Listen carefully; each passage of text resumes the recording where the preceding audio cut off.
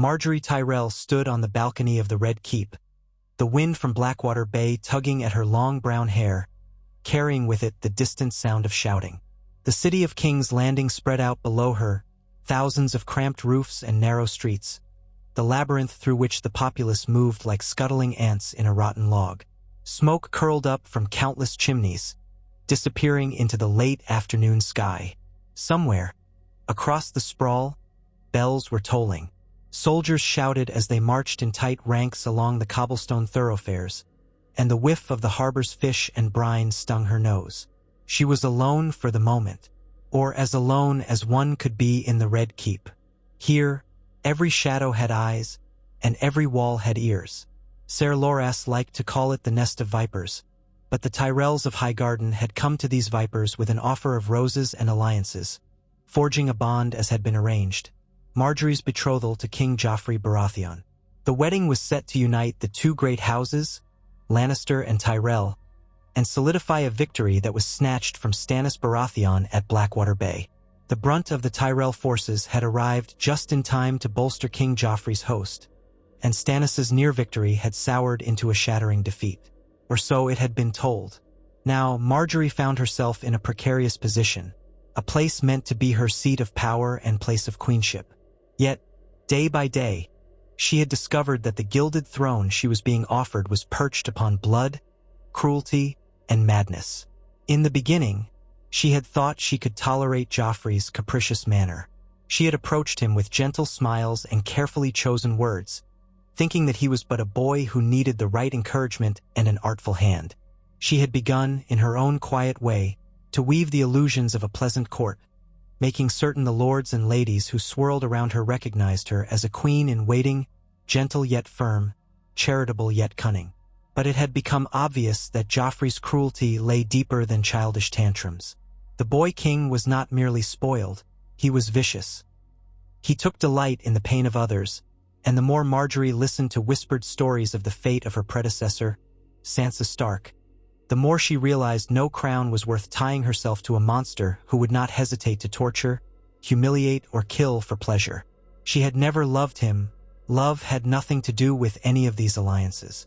But she had told herself that alliances were paramount, that House Tyrell's future might be more secure if she wore the crown.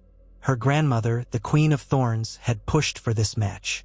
Her father, Mace Tyrell, had clasped his hands in delight at the prospect of his beloved daughter becoming the Queen of the Seven Kingdoms. But Margaery had quietly probed deeper, seeking the truth behind the facade of Lannister splendor, and it was not long before she saw the cracks. The Lannisters held the crown but not the people's love. King Joffrey could not inspire fealty, only dread. The gold of Casterly Rock was sustaining them, but gold alone was never enough to rule. If the Tyrells bound themselves to Joffrey, they would not be forging a stable realm, they would be binding their fortunes to a viper's nest, with a sadistic viper at the helm. In the hush of a moonlit corridor, or amid the rustling hush of the Maiden Vault's thick walls, Margaery had begun asking simple, careful questions of her beloved brother, Ser Loras. She would speak to him in half-whispers, searching for any sign that he might share her doubts. At first, her famed Knight of Flowers had scoffed. This was the path they had all agreed upon, after all. They had risked everything to ride to King's Landing's relief, ensuring that Stannis Baratheon would not take the city and seize the throne. House Tyrell's fortunes rose when they bound themselves to the Lannisters' cause. But Margaery's steady, penetrating glance and her mention of Joffrey's hidden cruelties made Loras pause just for a moment. The shadow of grief passed over him too, as though he recalled the humiliations Joffrey had inflicted on Sansa Stark before the entire court, or the rumors swirling about how the king enjoyed tormenting small animals, or how swiftly he reached for his crossbow when a commoner dared approach him in the streets. So, Margaery had begun to cultivate her grandmother's ear. Olenna Tyrell was no fool. She had arranged this marriage in large part to check the Lannisters and ensure House Tyrell's supremacy. But once Margaery shared tales gleaned from the maids and the serving girls who had seen Joffrey's outbursts firsthand, Olenna's own eyes had narrowed, her sharp mind whirling. Then Margaery raised a far more interesting possibility, a new alliance, not with the Lannisters but against them, to the man who still called himself a Baratheon, the one who claimed to be the rightful heir. Stannis? Olenna had whispered, her voice pitched so low only Margaery could hear. We nearly destroyed him at Blackwater. That man is as stiff as an iron rod, his face a perpetual scowl, and rumor claims he consorts with a red priestess from Ass-High to conjure black magic. You think that is a wiser path than wedding a king who's already perched on the Iron Throne? Margaery had held firm. I think it might be the only path that saves our family from losing everything when Joffrey's cruelty topples the throne. The realm despises him, grandmother. And if rumors are to be believed, we are not the only ones uneasy with how the boy reigns. Olenna said nothing at first, but Margaery knew her well. One did not earn the moniker the Queen of Thorns by being dull or timid. Many nights later, when the moon was high, her grandmother arranged a private supper in her small solarium. Only Margaery, Loras, and a handful of the Tyrell retinue she trusted utterly were in attendance. Olenna was uncharacteristically somber, tapping her spoon against the table as she considered every possible angle. And in the end, she had said, "We do not leap unless we see safe ground on the other side." But you may be right, child. Joffrey is a monstrous little creature. He would see us all undone if it amused him. By candlelight, they discussed the matter for hours, tasting possibility after possibility, discarding them as soon as they seemed too fraught with risk. But it kept coming back to the same outcome. Binding oneself to a cruel young king rarely ended well. If House Tyrell wanted a secure future, perhaps it was time to consider carefully whether they had supported the right Baratheon on the field. Stannis Baratheon, for all his sternness, was known to be just. He was the elder of Robert's brothers. Had Joffrey truly been Robert's son, Stannis would have come behind him in the line of succession, but the truth that circulated in nasty rumors said Joffrey was not Robert's son at all, merely a child born of incest between Jaime and Cersei Lannister.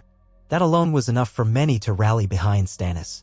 If the Tyrells proved they could be the strength Stannis needed, might he be persuaded to see them as the rightful second power in the realm, tying the Stormlands and the Reach together? What if Margaery pledged herself to the rightful Baratheon line, forging a union that the lords of Westeros might see as more legitimate? Margaery knew that such a gamble would be dangerous.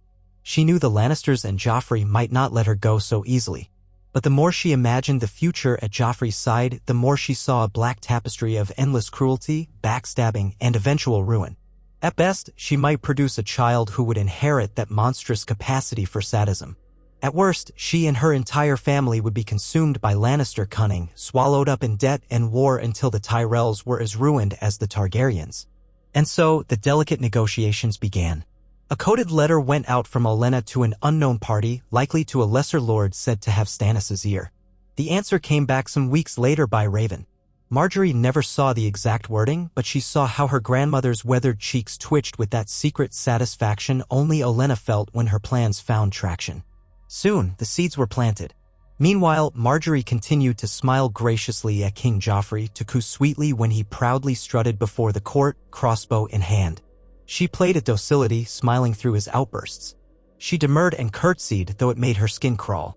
In the Great Hall, she told him how she admired his strength in leading the realm. In the Godwood, she teased him with small flattery that made his petulant face shine with smugness. In short, Margaery continued to play the part of the dutiful betrothed. She invited the city's orphans to the Red Keep's kitchens to feed them, all under the guise of demonstrating Joffrey's kindness. In truth, she was courting the people's admiration for herself, and each small kindness she offered made Joffrey's cruelty loom all the larger. The moment of truth came when the King's Council finally set the wedding date. The city would rejoice to see Joffrey wed, and the High Septon was already being courted for the ceremony. The Lannisters were determined to make it a grand affair. Lavish feasts, tournaments, a festival of music and dance, all to show the realm that House Lannister and House Tyrell were now bound in blood. But behind the scenes, Margaery's grandmother was receiving coded letters from Storm's End, from the Stormlands, and from lords who had once sat on the fence but found the Lannisters' brutality too costly. And soon it was decided. Margaery would refuse Joffrey, publicly and irrevocably. And with that refusal, House Tyrell would make known its support for Stannis Baratheon, openly, brazenly, and with the full might of their resources. It was a delicate game. They needed the right moment, or the Lannisters might destroy the Tyrells outright in a fit of fury. But House Tyrell had nearly as many men as the Lannisters, if not more. The Lannisters' gold could buy Sellswords, but Sellswords might not stand against a united Reach. Still, the plan had to be precise. The day dawned for the announcement of the final wedding contracts. King Joffrey, his mother, Queen Regent Cersei, and Lord Tywin Lannister in his stately seat were to gather in the throne room. Margaery was supposed to present herself and sign the official documents that had been prepared by the royal scribes and the High Septon's envoys. The entire court gathered. The great hall was crowded with lords and ladies arrayed in finery, the King's Guard in their shining white cloaks. Ser Loras stood behind Margaery, his face blank, a studied neutrality that only Margaery recognized as deep worry. She had prepared for this. She wore a gown that blossomed with the golden roses of Highgarden. The sweet aroma of her signature perfume floated around her, and her hair was pinned back in an artful arrangement of braids. She was every inch the queen-to-be, radiant and composed. In the hush that fell when the herald announced the beginning of the ceremony, Joffrey stepped forward from the Iron Throne. He was wearing his embroidered crimson doublet, a crown of rubies and gold resting on his head. His sneer was half hidden by an attempt to look regal, but Margaery recognized the flicker of irritation in his green eyes. He hated formalities unless they revolved around glorifying him. He was likely already thinking of what amusements he might indulge in after the ceremony, perhaps tormenting Sansa Stark, who still haunted the court as his family's hostage. But for now, he extended his hand toward Margaery. The court official unrolled a heavy parchment.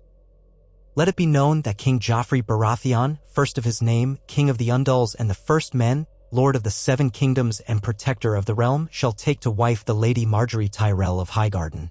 The union of House Baratheon of King's Landing and House Tyrell of the Reach shall be formalized upon this day with the blessings of the Seven and... Margaery raised her head. I refuse, she said, loud and clear. A collective gasp shot through the hall. Someone coughed in the silence, and Margaery could sense every gaze snapping toward her. Joffrey's sneer froze. His hand, still extended, curled, and she saw confusion flicker across his face. On his left side, Cersei made a strangled sound, half shock and half fury. On the dais, Tywin Lannister's eyes went as cold as ice. Even the High Septon, who stood prepared to bless the union, gave a small squawk of alarm. Margaery drew a slow breath and continued. I refuse your hand, King Joffrey. I cannot, in good conscience, become your queen. What? Joffrey sputtered, looking between her and the assembled crowd with eyes that filled with rage. You cannot refuse me. I am the king. His screech echoed against the high walls of the throne room. The king's guard stiffened. Ser Loras, standing behind Margaery, placed one hand on his sword hilt but did not draw. This was the moment they had prepared for. Margaery glanced over her shoulder just enough to see Olenna, who stood with her cane by her side. Her grandmother gave her a faint nod, her face as smooth as carved stone. I can and I must, Margaery said in a clear, ringing voice. The crown you wear may be gained through some right, but I cannot attach my name to such cruelty and injustice as has been witnessed in these last months. Let all the court bear witness. House Tyrell shall not bind itself to a king who, I believe, holds no true claim to the throne. A roar of outrage rose, but Margaery lifted her chin higher. Moreover, rumors flow across the realm that you are not the son of King Robert Baratheon. Even if that were not so, your cruelty alone would make me pause. The kingdom requires a just ruler, a man who can unite us, not tear us apart. Guards! Cersei shrieked, her voice echoing. Seize her this instant. She insults the crown. But House Tyrell had come prepared. The gold cloaks near the dais sprang forward, uncertain whether to seize Margaery or to look to Ser Loras, who had drawn his sword in a flash of shining steel. Loras's men, Tyrell knights dressed in the green and gold of Highgarden, spread out through the crowd. The court erupted into chaos. Some lords shouted for calm, others shrank back in terror. Lord Tywin Lannister stood, stone-faced, and shouted for order. But it was too late. The Tyrell knights outnumbered the Red Keep's guards present in the throne room, and with surprising swiftness, they encircled Margaery, Olenna, and the other Tyrell retainers, forming a ring of steel that dared any Lannister men to come closer. Traitors! Joffrey screamed, spittle flying from his mouth. He nearly tripped over his own robes in his haste to leap down the dais steps. You vile, ungrateful traitors! I'll have your head on a spike, Margaery Tyrell. Margaery said nothing. Her heart pounded, but she kept her composure. She heard Cersei shrieking for the King's Guard to attack, but Jaime Lannister was not present at that moment, off on some errand or perhaps serving in a different capacity. The other King's Guard formed a protective circle around the dais, uncertain. Attack the Tyrells right here, in front of the entire assembled court? Tywin's face hardened, aware that a full-out battle in the throne room could become a bloodbath with no guaranteed victory. In the confusion, Olenna Tyrell lifted her cane and took a single step forward. Her voice sliced through the tumult like a knife. House Tyrell withdraws its support from King Joffrey. Let it be known that as of this day, we cast our lot with Lord Stannis Baratheon, the rightful king of Westeros. Any man with a hint of honor should do the same. The outcry was immediate, but Margaery and the Tyrell retinue did not wait for the Lannisters to reorganize themselves. They retreated in a tightly packed wedge, Loras leading the front, knights forming a protective shield around Margaery and Olenna. By the time the Lannisters truly roused themselves to pursuit, the Tyrell party had swept out of the throne room and down the main corridor toward the stables. Servants scattered. Trumpets sounded the alarm. But House Tyrell had come with men loyal to Highgarden, and at the city gates, a far larger force was awaiting word from Olenna. The Tyrell cavalry hidden behind the city's walls would open the gate. Tarly men, Redwyne armsmen, and Florent loyalists who had chosen the Tyrell side in subtle defiance of the Lannisters kept watch. The plan had been to make a swift but calculated exit. No one quite believed it until it happened.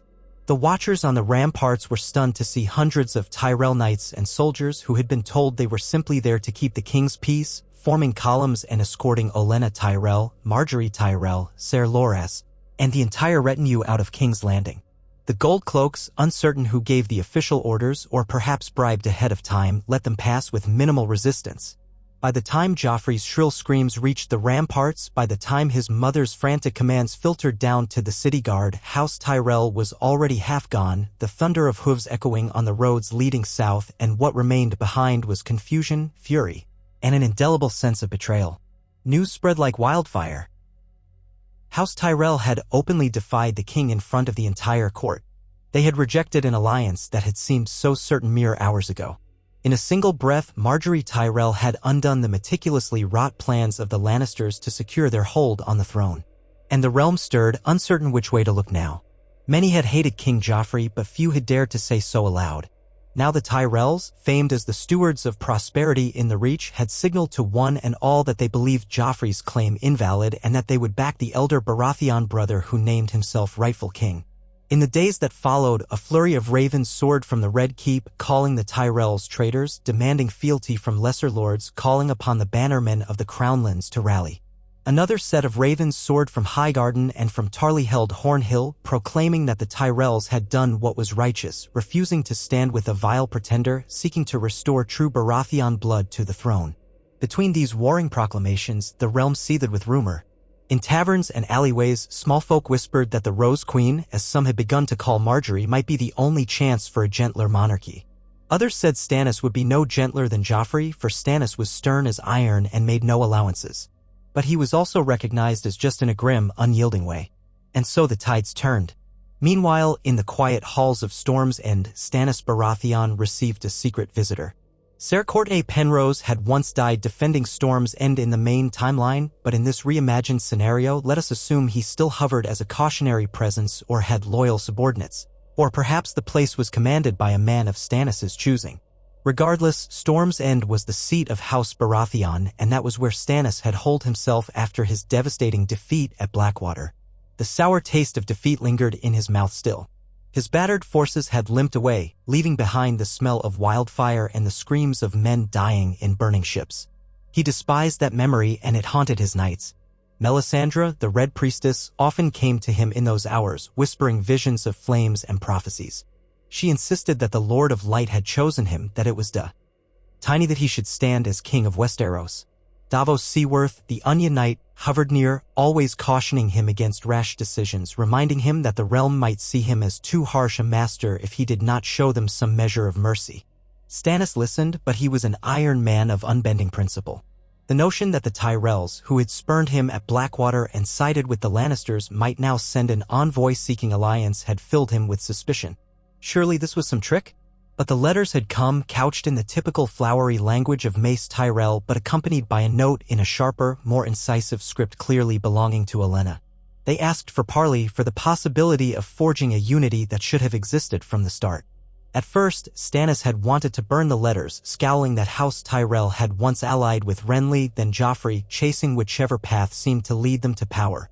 Melisandre had studied the flames to see if the Tyrell's intentions were genuine, though interpreting her cryptic revelations was always an uncertain art. And Davos, with quiet humility, suggested that an alliance with the Reach might be precisely what Stannis needed to regain a foothold in the war. And so, on a stormy morning in the cavernous Great Hall of Storms End, Margaery Tyrell herself walked across the black stone floor, escorted by a line of Tyrell knights. At the far end of the hall, seated in the high chair beneath the stag banners, was Stannis in his plain leather and mail, his jaw set in what could easily be mistaken for permanent disapproval. On his left stood Melisandre in her red robes, watching with burning eyes. On his right, Davos Seaworth, arms clasped at his back, gaze guarded yet curious. The flickering light of torches reflected off the wet stone walls. Thunder rumbled overhead as if the castle itself were stirring from centuries of defiance against siege. Margaery's heart hammered in her chest. She was not used to her grandmother's absence, but Olenna had insisted she come alone for this final negotiation to prove her strength and her sincerity. One small retinue of knights accompanied her, led by Loras, but he remained several steps behind, letting Margaery face Stannis herself. She approached, every movement measured, head held high, her gown swirling around her ankles. When at last she stopped before the dais, she sank into a deep curtsy. Stannis watched her with his grim eyes, his face unchanging. "Your Grace," Margaery said, carefully pitching her voice, "I come before you in the name of House Tyrell, which has cast aside King Joffrey's false claim. We wish to pledge our support to you if you will have it." Stannis's brow furrowed in the slightest. It was not a triumphant grin or a gracious acceptance. It was wariness. "Why now?" he asked, voice gruff as the thunder outside. "I called on the Tyrells before when I demanded they recognize me. I was spurned, and they chose to aid my foes in King's Landing." Margaery met his gaze without flinching. "That was a mistake," she said, acknowledging it without preamble. "A grievous error, encouraged by our leader's belief that King Joffrey might be a rightful heir and that an alliance with him would be best for the realm. But the more I saw of Joffrey's cruelty, the more I realized he would plunge the Seven Kingdoms into terror, not peace. I refused him as my husband, and in doing so, House Tyrell has burned its bridges with the Lannisters. We can never go back to King's Landing. If you accept us, we shall bring the strength of the Reach and the bounty of our harvests to your side. But if you refuse us, we stand alone, and the realm remains divided." The hall was silent save for the wind and thunder. Melisandre's red lips parted. "The Lord of Light burns bright around you," she murmured. "I see the flicker of fate spinning a new thread." Stannis shot her a glance, uncertain. He was not a man for flowery words, but even he understood the significance of the Tyrell army and fleet. He understood the gold, the grain, the horses, the knights in shining armor. Renly had boasted that the Tyrells would support him because of the warm relations with Highgarden. But those days were long gone. Now it fell to Stannis to decide if the Tyrells' betrayal of Joffrey might at last give him the advantage he needed to reclaim the throne. Davos cleared his throat quietly. "If the Tyrells stand with us, Your Grace, we may take King's Landing. The Stormlands alone have been too battered to attempt another direct assault, especially after the Blackwater. If Lord Tyrell's forces unite with ours, we can march upon the city." Stannis's mouth set in a line. His gaze never left Margaery. "And what do you want in return? I am not so foolish as to believe this is a mere act of altruism." Margaery dipped her head. "In return, House Tyrell wishes only that you remember our loyalty, that you reward it justly should you succeed. My father Mace Tyrell would ask to be your Warden of the South. And..." She paused, carefully measuring her words. "And I ask that, when you are crowned, you allow me to be your queen." Davos's eyes widened at her boldness. Melisandre's lips curved slightly, as if she enjoyed watching Stannis confronted with direct talk of marriage. Stannis's expression did not change, yet one could sense the tension in the air. He had been wed to Celis Florent for many years. Celis was no great beauty, nor did she command any real power. She was of the Florents, themselves bannermen to Highgarden, but that was a lesser tie to the Tyrells. Margaery, a maiden from one of the most prestigious houses in Westeros, was offering him a chance to unify the realm in a more potent bond. Of course, it would mean setting aside Celis, or else forging some arrangement that would name Margaery as queen in Celis' stead. I have a wife, Stannis said flatly. She is still alive, locked in her prayers to the Red God. How would you have me cast her aside? Margaery's face remained serene. That is your concern, your grace. But know that I will not wed a man while another woman claims him by law or custom. If you choose to remain with Queen Celis, I accept that, but you must understand that House Tyrell will not present you with such an alliance if it does not benefit our line directly. Stannis's frown deepened. He was an honorable man, but also pragmatic to the core. Casting aside Celis would be a scandal and outrage in the eyes of the faith. Yet, ironically, the faith was already in tatters, torn between supporting Joffrey or forging new alliances. And Melisandre, who worshipped Lawler, had never shown much concern for the faith of the Seven. Moreover, the union of Stannis and Margaery Tyrell would create a formidable front. Highgarden might feed the realm, keep the Lords of the Reach in line, and ensure that once King's Landing was taken, the Lannisters could not starve them out as they had starved Stannis's men in old battles. Melisandre placed a hand on Stannis's gauntlet arm. Lord of Light often tears asunder old ways to forge the new. If the Tyrell girl is as devoted as she claims, perhaps this is the path the flames have foretold. A king must be pragmatic, no? Stannis's face could have been carved from iron. Silence hung thick in the hall. Margaery, though her heart pounded, maintained a tranquil poise. Behind her, Ser Loras kept his hand on the pommel of his sword, watchful of any threat. Finally, Stannis gave a curt nod. Very well. I accept your offer of alliance. We shall forge the details in council. But hear this, I will not be made a puppet. If I decide that Celis is to be set aside, it will be for the good of the realm, not as a matter of mere convenience for House Tyrell. Do you understand me? Margaery inclined her head. I do, your grace. And I would expect nothing less. Thus began a tense period of negotiation hammered out in the shadow of Storm's End's walls. Mace Tyrell arrived soon after, blustering with his retinue, delighted to see that his daughter had brokered the king's ear. Olenna Tyrell came as well, though she spent more time muttering about the dampness of Storm's End than praising any of Stannis's hospitality. The Tyrell host encamped outside the fortress, their banners snapping in the wind. Step by careful step, they came to an agreement. Margaery would not marry Stannis until the war was ended, but she would be named as his future queen in all official declarations. Celis, who rarely left her locked tower where she prayed with the Red Priestess, was told quietly by Stannis that the realm demanded a new match to cement alliances. Celis, with her solemn piety, acquiesced, trusting in Melisandre's divine guidance and the notion that she might yet serve the Lord of Light in other ways. In the meantime, Tyrell armies began to gather. The main Tyrell host that had departed King's Landing traveled west and south, rejoining the larger Tyrell forces in the Reach. Tarly men, as well as red wine ships from the Arbor, began to assemble. Soon, Storm's End's battered forces were dwarfed by this new influx of strength. For the first time since his defeat, Stannis Baratheon found himself in command of a large, well-supplied army. He was not a man prone to joy, but a hard spark lit his eyes at the notion of returning to King's Landing and finishing what he had begun at Blackwater Bay. And so they marched. Stannis insisted on splitting the forces. A portion of the Tyrell cavalry would sweep along the Rose Road, capturing any crownland lords who still wavered and pressing them into submission. Meanwhile, the main host, led by Stannis himself, would approach the city from the southern roads. The Redwine fleet would sail up from the Arbor and block the shipping lanes, ensuring no supply ships could reach King's Landing from the sea. Davos Seaworth, accompanied by a small but effective squadron of Stormland vessels, would coordinate with the Redwines to blockade Blackwater Bay. Melisandre came too, though some whispered that she might unleash more of her strange sorceries. All the while, King's Landing fell into chaos after the Tyrells' departure. King Joffrey threw tantrum after tantrum, lashing out at his courtiers, ordering random executions of servants who had once smiled at Margaery. Cersei prowled the halls in a black mood, trying to rally the lesser lords to them, promising titles, gold, anything that might bolster the crown's defenses. Tywin Lannister found himself forced to scramble. He summoned the forces of the Westerlands, but they were not limitless. Men had died in the War of the Five Kings. The gold mines of Casterly Rock, though deep, could not conjure fresh soldiers out of thin air. Riverrun was still embroiled in conflict against the Freys and Lannisters, though that front was not going as cleanly as Tywin had hoped. The North was in upheaval. Suddenly, with the Tyrell betrayal, the Lannisters realized they might face an unstoppable wave of Southern Knights. Tywin tried to rally alliances.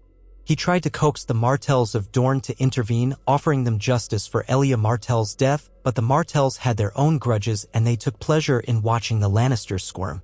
The Vale was locked by Lisa Arryn, who refused any direct involvement.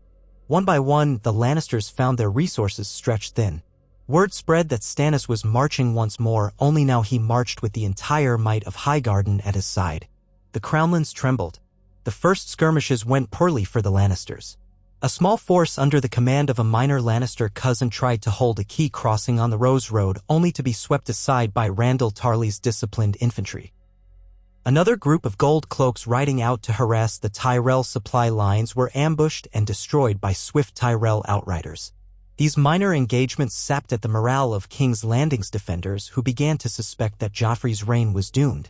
Tyrion Lannister, anxious and frustrated, tried in vain to curb Joffrey's impulses and orchestrate some type of cunning defense using wildfire, traps, and alliances. But even cunning had its limits when faced with the sheer weight of numbers and resources that the Tyrell-Stannis alliance possessed. At last, the combined host appeared on the horizon before the walls of King's Landing. The sight of that army was awe-inspiring, great siege towers rolling forward, drawn by heavy draft horses, banners of the fiery heart of Stannis Baratheon next to the golden rose of Tyrell, fluttering in the wind. Columns of knights in shining armor stretched across the fields, war horses pawing the ground, infantry bristling with spears, archers ready with longbows. Behind them, the blockade at sea was complete, red wine galleys and Davos's ships patrolled, ensuring no relief could come from the water. The city's thin store of food had been partially replenished since the war, but it was not enough for a long siege, and the small folk groaned under new levies of men and coin. Inside the Red Keep, the mood was tense. Tywin Lannister ordered the gates sealed and the walls manned.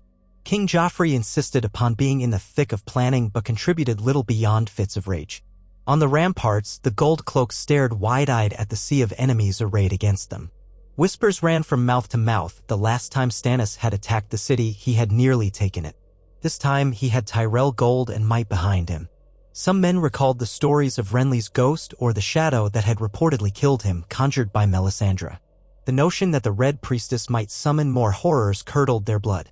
3 days passed in tense stalemate as the attacking forces encircled the city. On the 4th day, Stannis' herald called for the city to surrender. Tywin Lannister refused. So the siege began in earnest. Towers were rolled forward, archers loosed arrows at the defenders, and catapults slung stones at the walls. The smell of sweat and blood soon filled the summer air, and the small folk cowered behind their doors, praying for deliverance.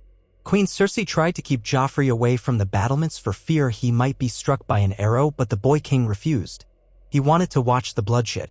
From the walls, he aimed his prized crossbow at any soldier who dared come within range. Below, Margaery Tyrell stood near Stannis in the camp, watching the assault unfold. Though she was not a soldier, and though Stannis had insisted she remain safe in a fortified pavilion, she could not help observing. In the distance, the Red Priestess Melisandre was chanting in a strange tongue, staring into a golden bowl of flaming oil. Margaery could only guess what sort of magic the priestess might be invoking.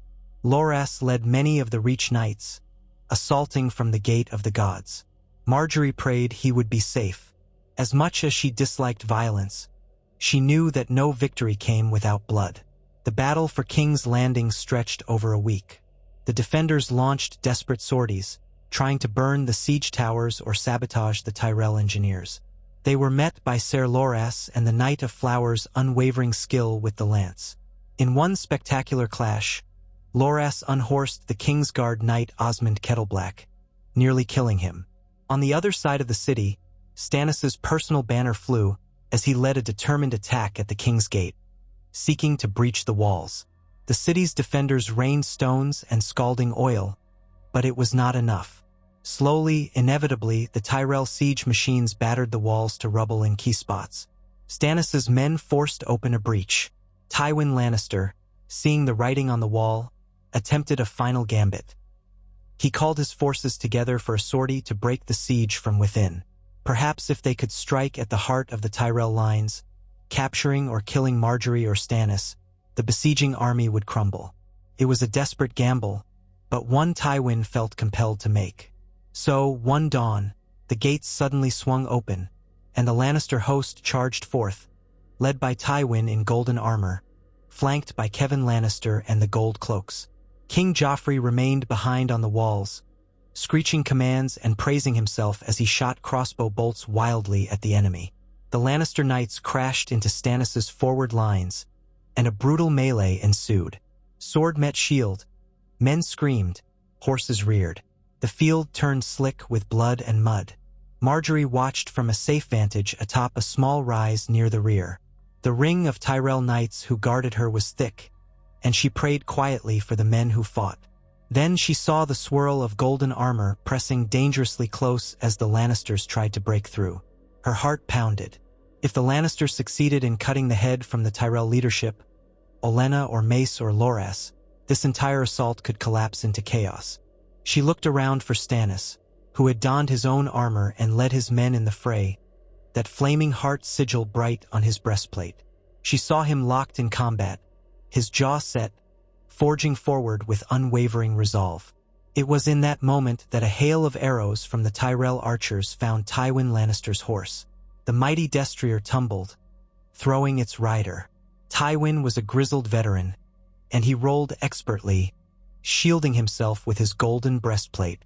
Lannister knights rushed to his defense, but from the press of the Tyrell lines, a figure on a white horse emerged, the rose of Highgarden emblazoned on his surcoat. Ser Loras Tyrell. Spotting Tywin on foot, Loras spurred his mount forward and his lance struck with deadly force, punching through Tywin's guard.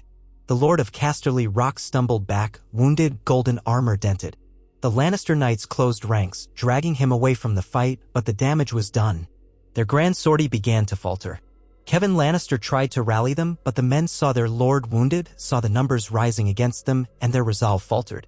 In that swirl of panic, the Gold Cloaks realized they were outmatched. Many dropped their weapons and ran back toward the gates. Others tried to surrender on the field.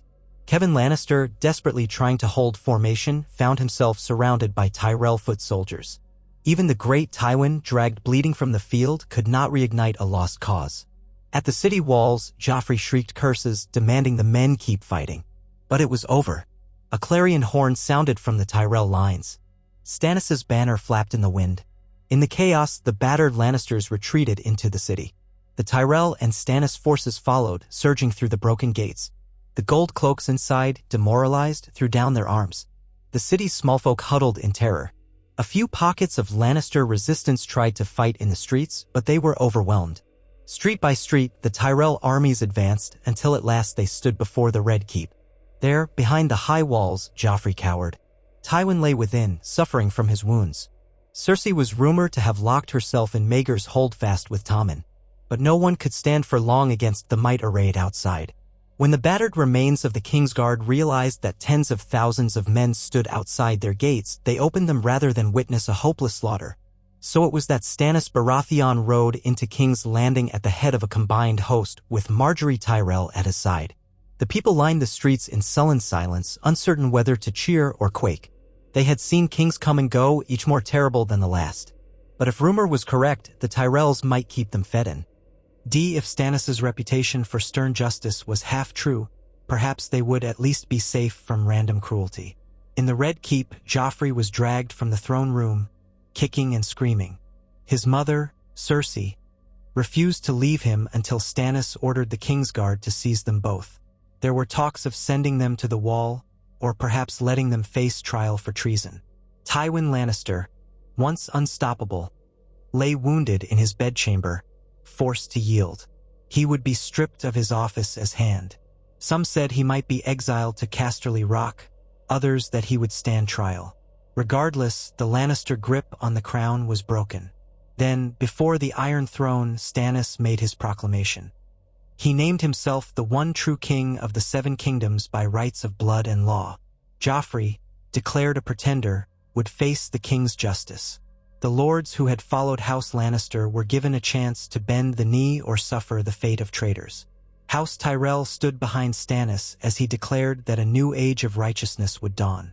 Margaery Tyrell, radiant in her victory, stood at Stannis' right hand. The realm looked on, uncertain but hopeful that perhaps a union of the stern Baratheon and the pragmatic Tyrell might yet salvage the endless war. In the following weeks, the city was carefully brought to heel. The Tyrell guards ensured that no looting or mass violence occurred. The mistakes of the previous sack of King's Landing centuries ago were not to be repeated. Olenna Tyrell took charge of distributing bread from Tyrell granaries, currying favor with the small folk. Davos Seaworth oversaw the shipping lanes to ensure supplies flowed unimpeded.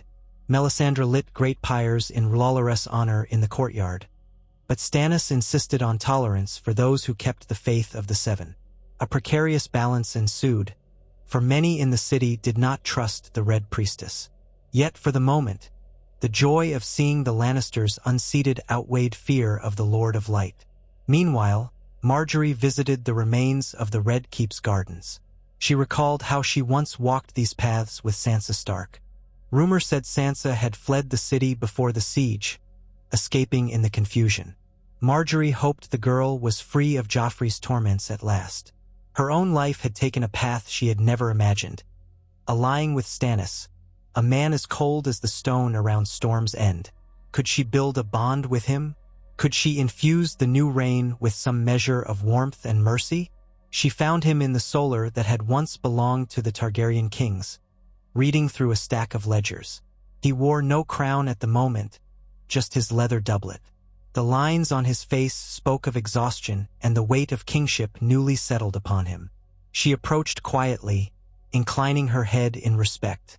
"Your Grace," she said softly, "the city is calmer today. Our men have restored order in Flea Bottom. The bakers are reopening and the small folk are grateful for the bread." Stannis glanced up. "Good," he replied. "We can't have riots." She waited. This was how he was, a man of few words. But she had made her choice. Stepping closer, she rested a hand gently on the table. "Now that Joffrey is in chains, what will become of him?" Stannis's mouth thinned. "He will stand trial for his crimes. If found guilty, he will face execution. Let him see that justice is absolute. The boy is vile, but I will not simply murder him without due process."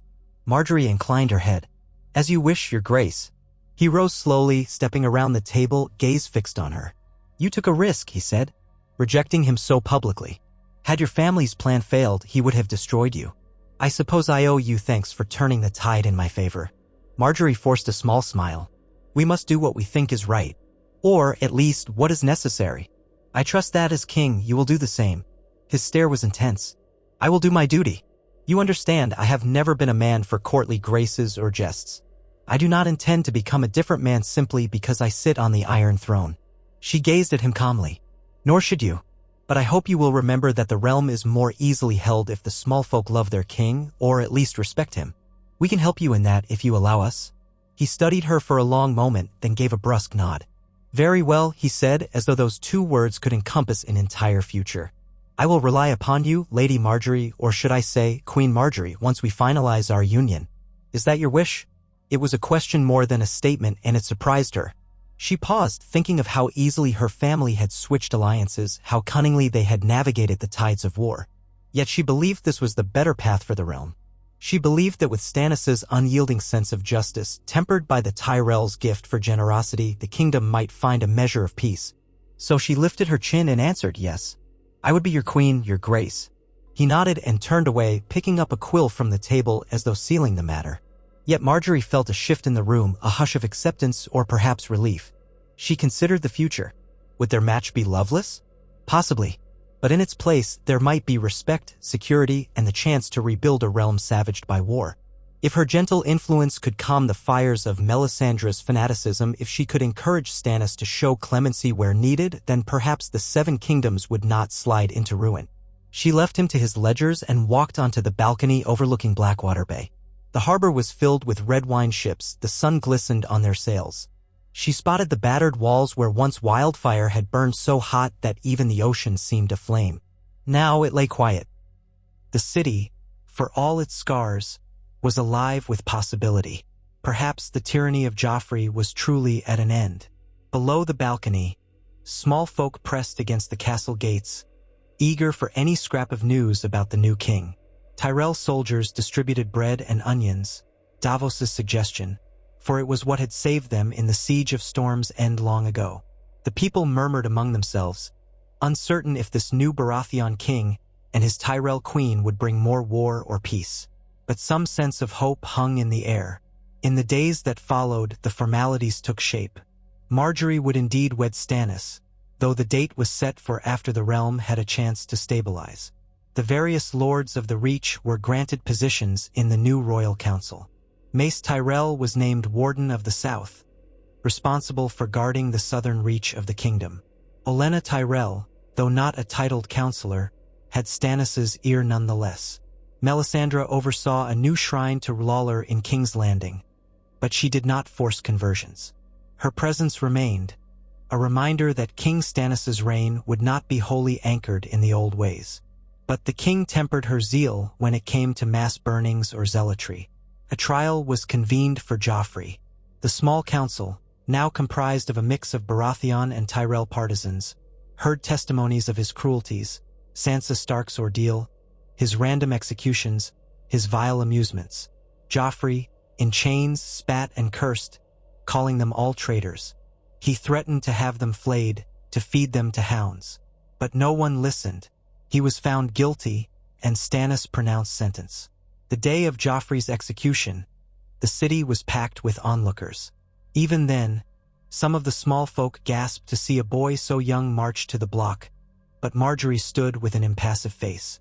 She had seen what that boy was capable of. He deserved no pity. Stannis, cold-eyed, swung the sword himself. The realm realized a new age had dawned, one in which the Iron Throne would not be a seat for monsters. Cersei was locked in the dungeons pending further proceedings. Tywin, battered from his wound, recovered enough to stand a separate trial, but whether he might face execution or exile, no one yet knew.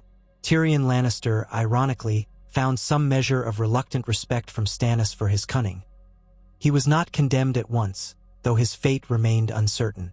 Jaime Lannister was said to be traveling, a Kingsguard in name but absent from the city, and few knew whether he would yield or keep fighting. Through it all, Margaery took on the duties of a queen in everything but name. She arranged for the distribution of food from Highgarden's surplus, appeasing the small folk. She visited the September of Baelor, ensuring the faith that they would be tolerated. She spoke to the orphans left behind by the war, promising them that under King Stannis, they would not be forgotten. Cautious optimism spread. The Tyrell men, far from perfect, at least refrained from mass rapine or looting. Davos oversaw reconstruction of the harbor installations, establishing fair trade. The city found itself healing more swiftly than expected. Eventually, the official coronation took place. The Great September of Baelor was the site, though it was not without controversy. Melisandre found the Seven's presence distasteful, but Stannis had decided he would not push the city too far.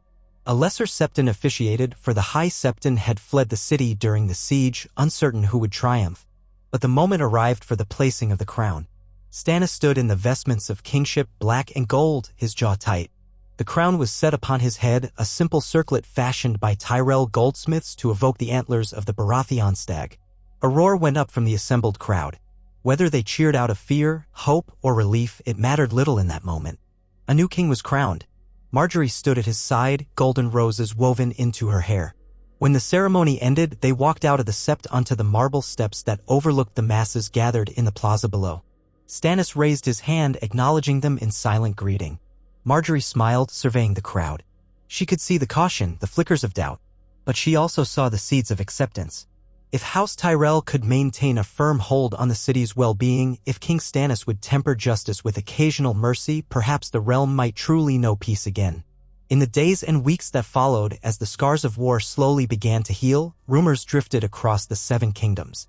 Some said the North was still in upheaval with the Boltons and the surviving Starks. Others spoke of Euron Greyjoy's designs on the Iron Islands. But the heart of the realm, the Iron Throne, rested in the hands of Stannis Baratheon, and at his side was Margaery Tyrell. A single choice, her refusal to wed Joffrey, had changed the course of history, toppling the Lannister stronghold and preventing the rise of a monster's reign. Perhaps new challenges would come, as they always did in Westeros. Dragons, White Walkers, or foreign invaders. But for now, the banners of the crowned stag and the golden rose rippled together in the wind above the Red Keep, signaling a fresh page in the Book of the Seven Kingdoms. Evening settled over King's Landing like a cloak of embers and twilight. From her new chambers high in the Red Keep, Margaery Tyrell looked westward, where the sun's dying light glowed along the horizon. She felt the warm breeze against her cheeks, scented with roses planted by her gardeners. She closed her eyes, remembering for a moment the day she stood on this same balcony, considering whether she could be the bride to a sadistic boy king. That seemed a lifetime ago. Now, beneath the watchful stags and hearts of the Baratheon banners, she was betrothed to a man who, though stern and austere, might actually give the realm a chance at stability. Her family was on the rise, the Lannisters disarmed, and the future was uncertain but brimming with possibility. What if she had obeyed, consenting to Joffrey's proposal, trusting that she could tame his vicious impulses? What if she had never dared to question the alliance? She would be trapped in a living nightmare, a tool at the mercy of a cruel king, her family likely dancing on the edge of his whims. Instead, she had taken a leap, cast aside the illusions, and helped bring about the downfall of one of the most feared dynasties in Westeros. Not alone, of course, her grandmother's cunning and her brother's courage had been indispensable. But she herself had taken that first bold step, rejecting Joffrey before all the court. Such defiance was unthinkable for many highborn ladies, yet she had done it and survived. Now, as she gazed down at the city streets, lit by torches, she imagined the difficulties that lay ahead. Stannis had to secure the realm, quell any lingering Lannister loyalists, and mend old feuds with houses that had once warred against him. The Tyrells, for their part, would need to maintain the loyalty of their own bannermen and ensure the new king's acceptance. Each day, Margaery would have to carefully balance the tension between Melisandre's zealous influence and the faith of the Seven, between Stannis's unyielding sense of punishment and the city's need for clemency. It would be a dance, one perhaps as dangerous as the War of the Five Kings itself. But this time, she could shape it from the inside, not merely observe from the sidelines as Joffrey left a trail of devastation. A soft knock came at the door. Margaery turned to see Ser Loras step inside, helm tucked under his arm, his hair damp with sweat. "You're up late," he said quietly, stepping into her chambers. "I couldn't sleep," Margaery admitted. "There's too much on my mind." Loras sighed, leaning a bit on his helm. "The city's calmer than it's been in ages, but it still feels like any spark could set it aflame. I've been patrolling with our men, making sure no trouble flares." She offered him a small smile. "Thank you, dear brother. House Tyrell owes much to your bravery. You unseated Tywin Lannister himself." He shrugged, but there was a flicker of pride in his eyes. "He was old, and we had him outnumbered. It was no glorious tilt in attorney, but it did the job." The siblings stood in comfortable silence for a moment. Margaery placed a hand on Loras's arm. "We've come so far," she whispered. "From the moment we decided we would not kneel to that monster. I am grateful we did not lose ourselves in the pursuit of power." Loras set aside his helm and gently embraced his sister, mindful of his armor. "I'm proud of you," he said softly. "You showed them all how courageous you can be, without ever having to lift a sword. That refusal in the throne room, sometimes I still can't believe you dared say it." Margaery pressed her cheek against his shoulder. "I had no choice. And now the die is cast. Let's see what future we can forge." They parted, exchanging one last, grateful look. Then Loras withdrew to let Margaery rest, leaving her alone with the hush of the night. She moved toward her bed, dousing most of the candles but leaving one flickering near the balcony.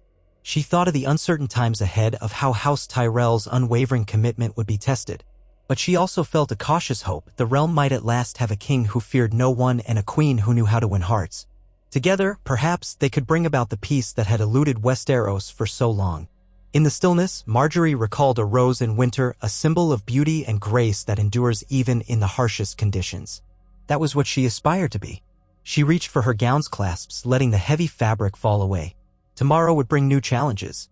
King's Landing, battered but unbroken, would wake under the banner of Stannis Baratheon, the Onyx Stag, and House Tyrell, the Golden Rose. And Joffrey Baratheon, no, Joffrey Lannister, would trouble them no more, his cruelty snuffed out by the blade of justice. Outside, the wind whispered across the balcony, ruffling the drapes, carrying the faint sound of the city settling in for the night. Margaery laid her head on the pillow, eyes half-lidded, and allowed herself a small, contented sigh. The last thought that flitted through her mind before sleep claimed her was that of Highgarden's endless fields of flowers blooming in golden sunlight. In that vision, the realm was at peace, people fed and content, no monstrous boy king to fear. Perhaps with enough resolve and cunning, that dream could become reality. And in drifting off to slumber, Margaery Tyrell silently promised herself she would do all in her power to see it done. Margaery Tyrell rose the following morning with the taste of ash and salt on her tongue, as though the memory of King's Landing's smoldering battle still lingered in the back of her throat. The night had been a fitful one, her dreams restless with flashes of the Iron Throne drenched in blood, the din of battle echoing in her ears. Dawn's light spilled into her chambers, filtered through red and gold draperies that had once been Lannister colors. Now, she intended to replace them with subtler tones, cool blues, perhaps, or even the serene greens of Highgarden, anything to wash away the lingering stain of the previous regime. A chambermaid knocked quietly on the door, delivering a basin of rose-scented water. Margaery thanked her with a gentle smile, ever mindful that for the small folk, a shift in royal power meant as much uncertainty as it did promise. She dressed in a gown of pale ivory embroidered with golden thread at the sleeves, the Tyrell rose discreetly stitched into each cuff. Once she would have donned something more vibrant, but at the Red Keep, subtlety was often the better choice. She reflected on the day ahead. The new king, Stannis Baratheon, had sent word that the council would convene in the Tower of the Hand to discuss the realm's next steps. Margaery was not formally a council member, but in the weeks following the fall of King's Landing, she had become a constant presence at Stannis' side.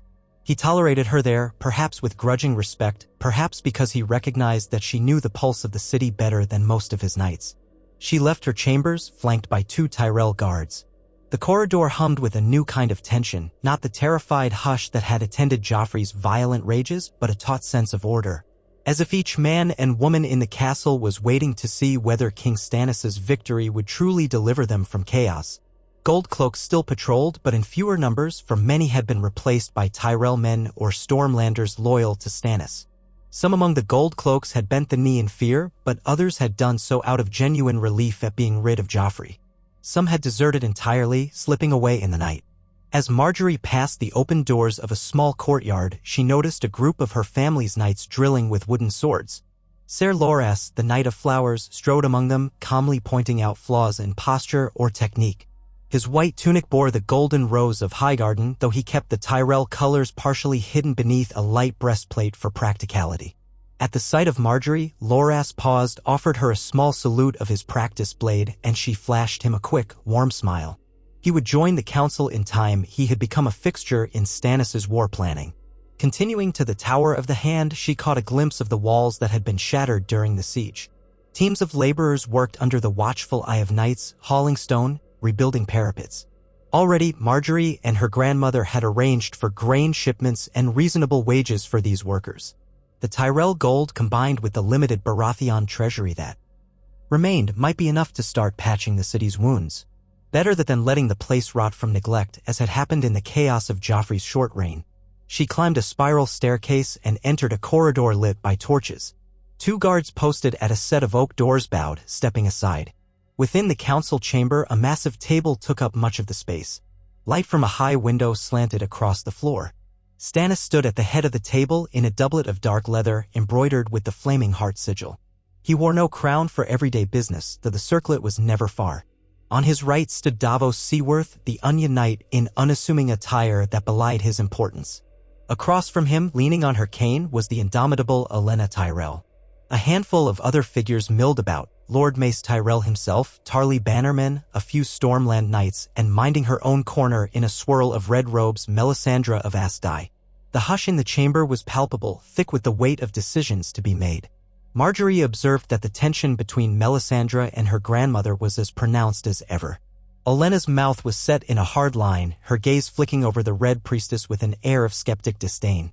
Melisandre, for her part, returned Olenna's scrutiny with calm, cryptic amusement. The 2 women could not have been more different, one scathingly sharp in the ways of Westerosi politics, the other an otherworldly presence whose prophecies had guided Stannis for years. Stannis inclined his head as Margaery entered, beckoning her toward the table. "We were waiting for you," he said in a flat tone that was neither welcoming nor cold. "Sit." She dipped in a graceful curtsy, then took a seat near her grandmother. Stannis did not waste time on pleasantries. With a brusque gesture, he turned to the men gathered. "I trust everyone here knows we have many tasks before us. The first matter is Tywin Lannister's fate. He remains confined to his chambers, recovering from his wounds." Lord Mace Tyrell cleared his throat, ever mindful of protocol. "Your Grace, the man is dangerous. Even wounded, Tywin Lannister is cunning. If we let him live, he will conspire from his bed to rally what remains of the Westerlands." Olenna tapped her cane against the floor. "Indeed, my oaf of a son has a point. Tywin Lannister must either be executed, exiled, or used as a hostage to keep the West in line. But letting him remain in King's Landing, free to manipulate your council, would be a grave error. He's undone many a foe by simply outthinking them. Stannis nodded, though no emotion flickered across his stern features. He will not be granted freedom. If he stands trial, as Joffrey did, the outcome would likely be the same. That simple statement caused a stir. The memory of Joffrey's beheading, a mere boy brought low by the king's justice, was fresh in everyone's minds. However, Stannis continued, we may glean more strategic advantage by offering Tywin a chance at the Wall or an honorable exile, provided he ensures the West bends the knee. I want no illusions. The realm has seen enough bloodshed for one war. Davos, who stood with his hands behind his back, spoke softly. If Tywin Lannister is marched to the block, the Westerlands might fight to the last man out of vengeance. But if he's allowed to retain some shred of dignity and exile, perhaps they may accept your rule more easily. The question is whether we can trust him not to raise fresh armies once he's released. He would do exactly that, Mace Tyrell interjected. But if we keep him as a hostage under guard while naming a new warden of the West loyal to you, your grace, that might secure peace without letting him run loose. Olenna snorted. Hostage or forced exile. If you let him slip through your fingers, you will regret it. Men like Tywin Lannister thrive on the slightest crack in their enemies' defenses. Stannis' jaw worked, tension rippling across his temples. We will hold him under guard for now. Let him remain in the Red Keep's secure chambers, fewer comforts. We'll convene a formal trial once the city's reconstruction is further along. There's no need to risk a hasty verdict that sparks a new round of war. A quiet murmur of assent passed through the lords. Margaery let out a small breath. She had not relished the thought of Tywin's immediate execution, but she also knew the man's cunning was a venom that could poison the realm anew. For now, she was content with him being caged. Stannis shifted his gaze to Davos. Next matter. The North. Word reached us that Robb Stark was slain at the Twins, a betrayal orchestrated by Walder Frey and Roose Bolton, though the details remain muddled. There are rumors of Bolton proclaiming himself Warden of the North under Lannister sanction, but the Lannisters are no longer in power. We must decide how to handle that entire region. The North never rallied to me. They were allied with Robb Stark, now the boy is dead. Davos hesitated, glancing around the table. If Bolton seized the North with Lannister support, his position is precarious. The Northerners despise the phrase, and if the rumors of a massacre at the Twins are true, many in the North will be outraged by the slaughter of Stark bannermen. You might find them open to new leadership, someone who punishes Bolton for his treachery. Margaery found herself remembering the quiet, sad-eyed Sansa Stark who had once been trapped in King's Landing. Sansa had either escaped or vanished in the final chaos before the Tyrell Stannis forces took the city. Margaery wondered if the girl was safe, if she was aware that her brother had been murdered in such a brutal way. Your Grace, she ventured gently, the North has always been steadfast in loyalty once they bend the knee to someone they trust. If we can offer them justice for the crime at the Twins, and if we can show them respect for the old ties they held with House Stark, they may accept your kingship. But that might also mean supporting whoever among the Starks still survives. Olenna sniffed. What remains of House Stark, if anything remains at all? The rumors say that younger siblings might still live, Bran and Rickon, or the sister Arya, who vanished. But no one knows where they are. Stannis pressed his lips together. I will not abandon the North to the Boltons' cruelty. We have reports that Winterfell was burned, that the Ironborn once held it, and that Bolton's bastard son, Ramsay Snow, roams the land, wreaking atrocities. It must end. Still, I cannot lead an army north while I'm needed here to stabilize King's Landing. Ser Loras spoke from the doorway, having entered quietly. Allow me to take a force, Your Grace. A portion of Tyrell Knights can assist in punishing Bolton if that is your will. The North is large, but a disciplined force might join with whatever loyalists remain to restore order. And if there is a surviving Stark heir, we can help them reclaim Winterfell in your name. They would bend the knee to you in gratitude for freeing their home. A hush fell. It was a bold suggestion. Tyrell men in the North, riding beneath the stag banner of Stannis. The Tyrell host was formidable, but they were Southerners who knew nothing of harsh northern winters or the land's ancient traditions. Still, it might be the best way to show that Stannis was indeed a king for all the realm, not merely the southern half. Margaery saw the flicker of approval cross Stannis' face.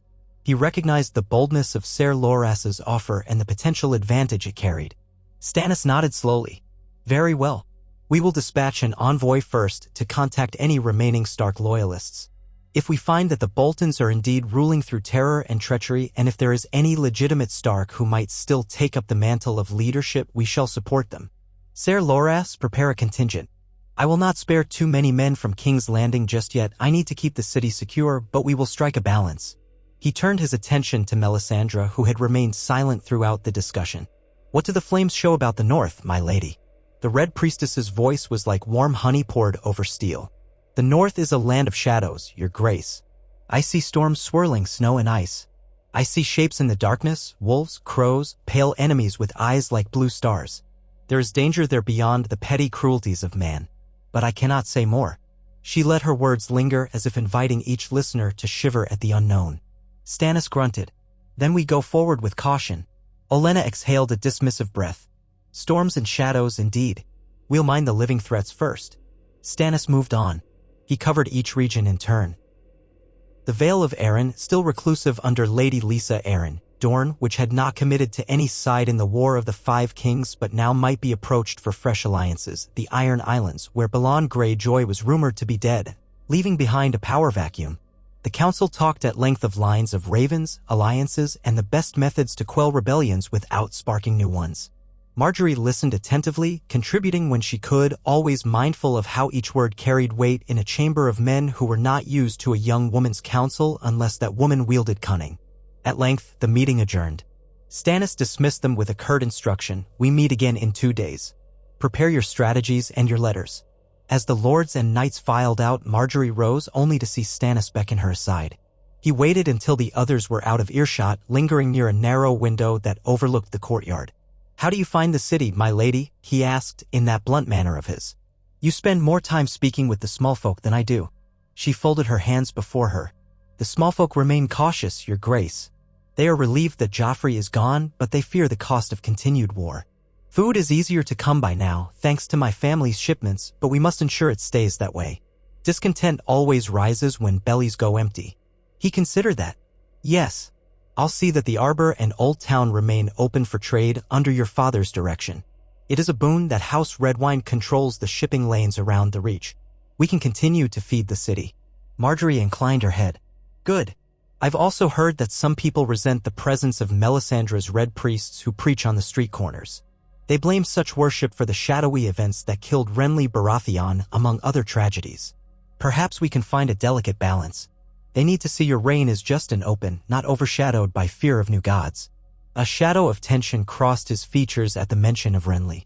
For all his brother's faults, Stannis had carried that guilt in some deep, private place. At last, he gave a small nod. "I will speak to Melisandre. They may preach, but they must not harass or threaten those who keep the Seven. I am king of Westeros, not a priest." She saw that he was trying to be fair, as he understood fairness, bluntly, directly, with little tolerance for nonsense. If she could steer him gently, maybe they could avoid alienating the city's devout population. She bowed. "Then I will continue working with the Septons to ensure we maintain peace between faiths." "See that you do," Stannis answered, turning away to peer out the window. "I must focus on forging new alliances. Once the realm is stable, the wedding will proceed. We will not linger in uncertainty." She accepted that statement calmly. He had agreed to set aside Celis Florent for the good of the kingdom. Melisandre had given her cryptic blessing, hinting that the Red God demanded certain sacrifices. Margaery did not pry into the nature of those sacrifices for fear of what she might learn. She only knew that Celis had retreated to a quiet keep somewhere in the castle under Melisandre's guidance, still devoted to Lawler. Margaery suspected that in Celis' mind, if the Lord of Light willed her husband to wed another, so be it. It was a strangely convenient outcome, albeit a disconcerting one. She departed, weaving through the corridors. Outside, the sun was high and bright over King's Landing, illuminating the battered walls and scaffolding. Sometimes she thought how easily all this might have gone differently. She could have been Joffrey's wife by now, cloistered in these same halls, listening to his shrill tirades. She could have lived in constant fear of his next cruelty, forced to endure humiliations as Sansa Stark once had. Instead, she had placed her bet on Stannis Baratheon, and for now, that bet was paying off. In the courtyard, she joined her grandmother, who waved her cane impatiently. "Come along, child," Olenna said in her brisk way. "We've 1,000 things to see to. The city is still half in ruin, and now I must endure another sermon from that red woman. All these new gods popping up as if Westeros wasn't complicated enough with the Seven, the Old Gods, and the Drowned God." Margaery let out a soft laugh. "Stannis says he'll ensure Melisandre doesn't force her faith on anyone." "Yes, well, we shall see," Olenna answered with a sniff. "But enough about that. I have letters from the Arbor, from Old Town, even from Dorne. Prince Doran Martell writes with the politeness of a snake, saying he hopes to see peace in Westeros soon. Ha! He's biding his time, child. The Martells never forget their old grudges. Margaery considered that as they walked. The Dornishmen had plenty of reasons to loathe the Lannisters given the history of Elia Martell's death at the hands of the Mountain. Now that the Lannisters were fallen, it might mean Dorne was open to new alliances, or perhaps it meant Dorne was content to see the rest of Westeros stew in the aftermath of war. Do you think we can coax them into formal alliance? Olenna's eyes sharpened. Possibly, if we offer them justice for Elia. Tywin Lannister is in our custody, after all. And who actually killed Elia and her children if not men sworn to the Lannisters? Doran Martell might be convinced that justice is at hand. But that depends on whether Stannis truly wants to feed Tywin to the Martells. We'll see how that trial goes. They emerged into the gardens where fresh blooms had been planted by the Tyrell gardeners' roses, marigolds, lilies. The air smelled sweeter than it had in a long while, the stench of blood and ash finally fading from the siege. A handful of castle servants bustled around, picking up debris. Olenna guided Margaery toward a stone bench beneath a flowering tree. Once seated, the elder lady patted the space beside her, ignoring the annoyed looks of a few Stormland knights who lurked nearby. Margaery sat, her gaze drifting to the fortress ramparts overhead. "Grandmother, do you think we've done the right thing?" she asked softly. "We toppled Joffrey. Now the realm might rally under Stannis, or it might splinter further if we misstep. I want to be certain." Olenna pursed her lips. "There is never certainty in such matters. You made a gamble in that throne room, one that most would have deemed unthinkable. Yet we prevailed. House Tyrell stands stronger now than if you had remained Joffrey's plaything. Look around, the city is slowly returning to life with a measure of decency. Under that boy's rule, it would have slid into terror and madness. You need only recall Sansa Stark's haunted eyes to see that." Margaery nodded, exhaling the tension that so often knotted her chest. "I do recall. Still, I worry about the cost. So many died. War always demands a price," Olenna said, her tone surprisingly gentle. Then her eyes flashed with renewed vigor. "But come, child, we have a realm to rebuild. It won't do to mope over choices already made. Have you decided how to handle the wedding ceremony itself? Once the date is set." Margaery considered that. "Stannis hasn't chosen a date yet, but I suspect he'll want something sober, without the usual extravagance. He's never been one for lavish feasts or tourneys. It might be enough to show the realm that Tyrell gold is feeding the poor and repairing the city rather than wasted on pageantry." Olenna gave a small, ironic smile. "Yes, well, your father might have other ideas. He loves a spectacle. We'll have to rein him in if Stannis insists on austerity." "I'll do my best," Margaery said wryly.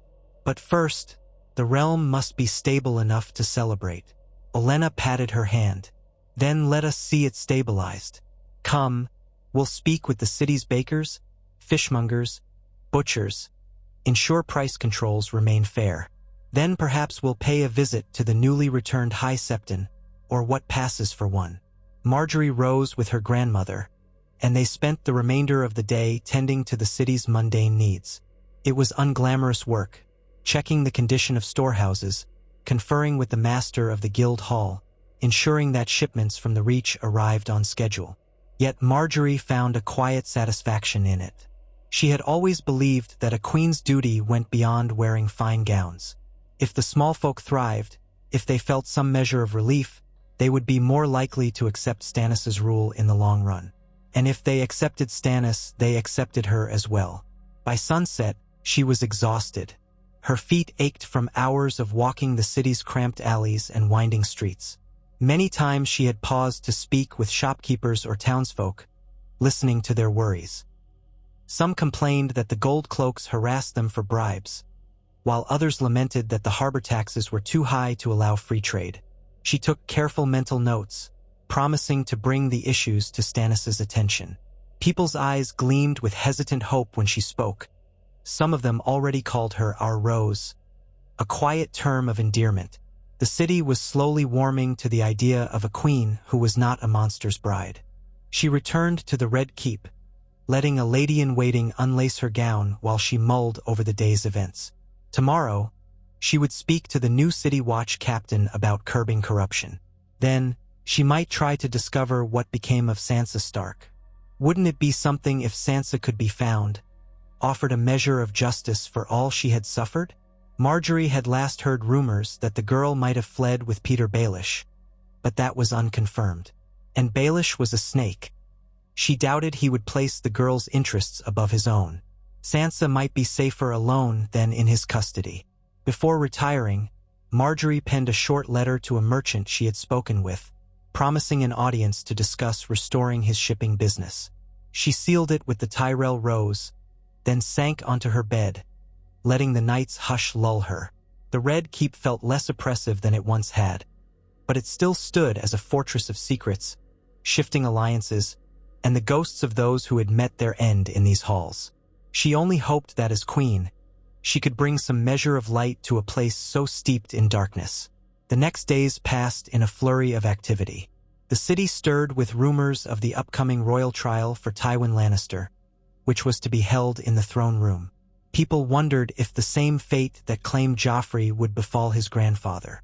Meanwhile, the Tyrells finalized plans for dispatching envoys to the north, carrying messages from Stannis that demanded Roose Bolton's submission. Ser Loras selected a handful of knights, some Tarly men, some Redwyne, and a sprinkling of others loyal to Highgarden. They prepared wagons of supplies fit for a winter campaign, though the roads would still be passable for a while. Margaery saw Loras off one morning in the courtyard. He was clad in plate and mail, his helm under one arm, a green cloak embroidered with golden roses draped across his shoulders. The men behind him wore the proud colors of House Tyrell or the Stag of Baratheon. Some clasped the seven-pointed star of the faith, while a handful carried small tokens of R'hllor, having been swayed by Melisandre's fervent preaching. It was a curious blend, but one that symbolized the forging alliance under King Stannis. "You'll take care of yourself?" Margaery said softly to her brother, reaching up to straighten the clasp of his cloak. "I know you've fought in tournaments, but the North is no tourney field." He smiled, bright as the dawn. "Don't worry about me. I'll have Randall Tarley's experience by my side, and we're not going to conquer the entire region alone. We're simply going to gather allies, gauge the situation. If Bolton resists, we'll send word for reinforcements." "I wish I could go with you, or at least see the North someday," Margaery mused. "But I have my duties here." He nodded. "You'll be a queen soon, a proper queen for the realm. That might do more for the North than any blade can." He leaned down, kissed her forehead, and then mounted his horse. The cavalry clattered out of the Red Keep, hooves ringing on the cobblestones. Margaery watched them go, a strange ache in her chest. She never liked sending family into danger, but the realm's tasks were manifold. This was the best way to show that Stannis' kingship extended beyond the south. After they departed, Margaery attended a meeting with the city's septons, something she had arranged the previous day. She arrived at the Great September of Baelor with a small escort of Tyrell men, aware of the shift in atmosphere. Gone were the days when the faith was overshadowed by the Lannisters' arrogance and Joffrey's abuses. Yet a new unease lingered, fueled by rumors of Melisandre's powers and the knowledge that the Red Priestess still held King Stannis' ear. The Great September, with its white marble and towering dome, had survived the siege largely unscathed. Inside, statues of the Seven loomed, draped in pale cloth, the air thick with incense. Candles glowed along the walls, and the singing of a half-dozen novices echoed in the cavernous space. Margaery moved gracefully up the aisle, aware of the curious stares from worshippers. Some recognized her as the Tyrell princess who had toppled King Joffrey. Others only saw a highborn lady in expensive silk. At the sept's far end, she found the cluster of septons she had come to meet. The highest ranked among them was a portly man named Septon Reynard, who had managed to avoid the fate of the last High Septon, the one rumored to have died or fled during the battles. With him were several lesser septons and septas of note. They bowed respectfully, and Margaery inclined her head in kind. "Thank you for agreeing to speak with me, my lords," she said softly, mindful of the acoustics in the holy space. "I come on behalf of King Stannis, who wishes to assure the faith that it will be free to practice and guide the people under his reign. You must have concerns, especially regarding the presence of the Red Priestess in the castle." Septon Reynard exchanged a glance with his fellows. "My lady, we are indeed uneasy. We have seen the Lord of Light's worshippers preaching in the streets, at times suggesting that the Seven are false gods. We worry that if the king and you, as queen, favor Lawler above the Seven, our faithful flock may suffer. Our traditions stretch back centuries. We do not wish to see them cast aside." Margaery kept her tone calm and reassuring. "I understand. I was raised in the faith, as were all in my family. And while King Stannis has found strength in the Red God, he has no intention of forcing conversions upon the realm. That is his word to me and mine to you.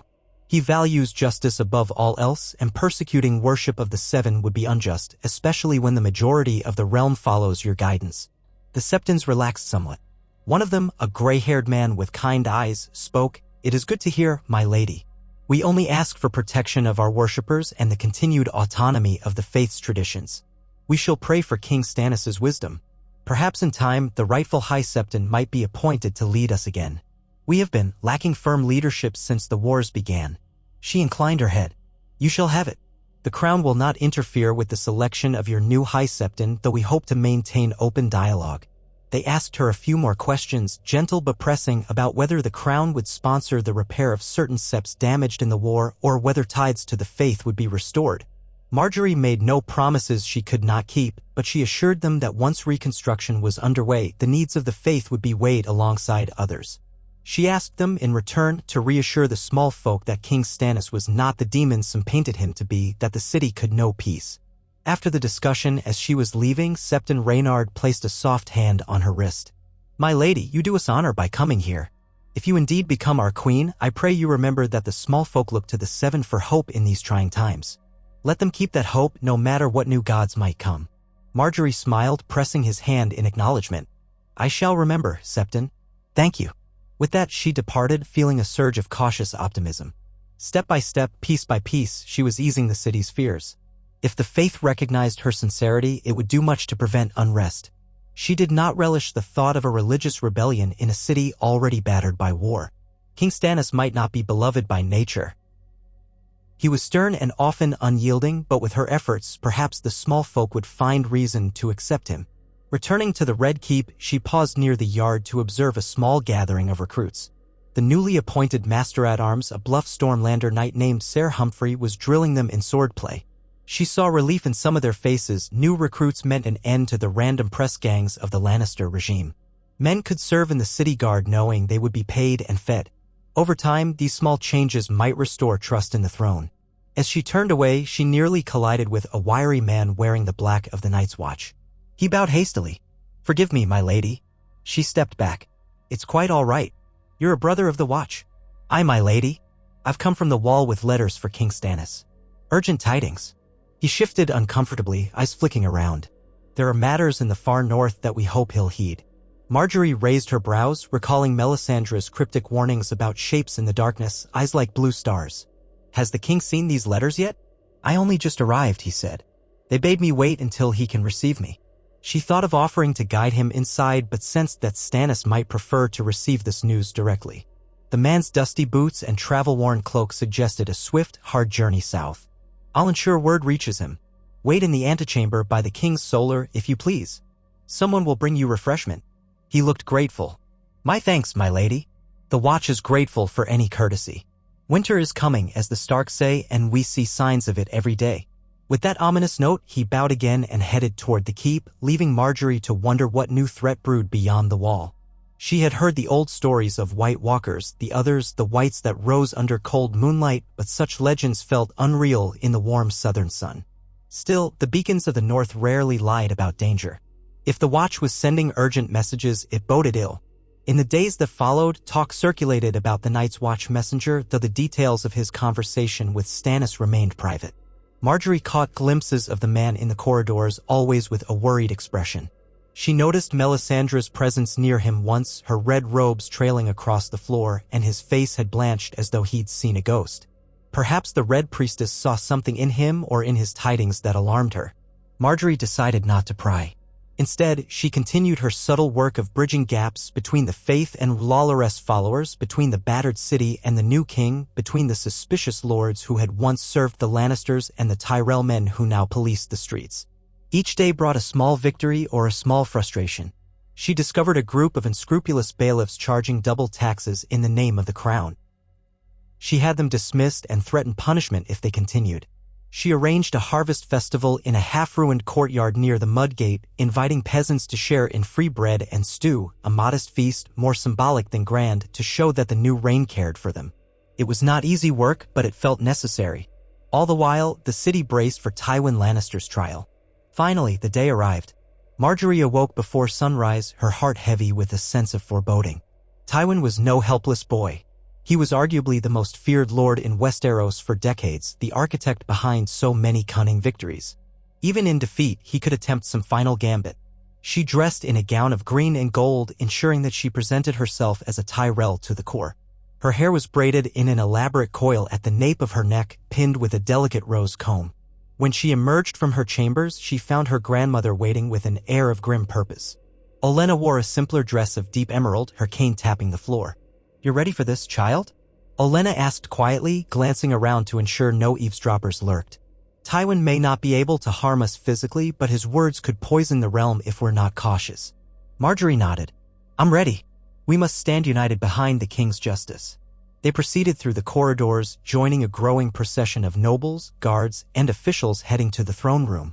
The clank of armor, the murmur of hushed voices, the stares from onlookers all contributed to a charged atmosphere. Arriving at the throne room's massive doors, Margaery found a seat near the dais reserved for her and the Tyrell party. Stannis had not yet arrived, but the gold cloak guards, loyal now to the new regime, were lining the hall. Tywin Lannister stood in chains at the center of the chamber, flanked by a pair of knights. Even from a distance, Margaery could see the gauntness of his face, the traces of pain etched around his eyes. His injuries from the field still plagued him, and he stood leaning slightly to one side. Yet there was no defeat in his gaze. His pale green eyes were as icy as ever, scanning the assembled lords. The hall filled quickly. Margaery noted Tyrion Lannister among those who arrived, escorted by guards. The imp's expression was unreadable, though he cast a glance at his father from across the room. They had never been on good terms, if rumor held true. Cersei, meanwhile, was nowhere to be seen, still confined to the dungeons as she awaited her own judgment. Uncle Kevin Lannister was missing, likely imprisoned or overshadowed. Jaime Lannister, the Kingslayer, was rumored to be roaming the Riverlands in search of a settlement for some conflict or another. No one knew for sure. The Lannisters were a broken house now. At last, the heralds announced the arrival of King Stannis Baratheon. He strode in from a side entrance, wearing a black doublet embroidered with the flaming heart, and over it, a short cloak clasped by a bronze stag pin. Melisandre moved at his side like a crimson shadow, and behind them came Davos Seaworth and a handful of Stormland lords. The hush that descended was absolute. Stannis took his seat on the Iron Throne, an uneasy seat for any occupant, and fixed Tywin with a hard stare. "We are gathered," the herald proclaimed, "to judge the crimes of Tywin of House Lannister, Lord of Casterly Rock, formerly Hand of the King. Let him answer for treason against the realm, for plotting with the false King Joffrey, for orchestrating acts of cruelty and murder." Tywin's voice cut through the list. "I served as Hand of the King to the rightful occupant of the Iron Throne.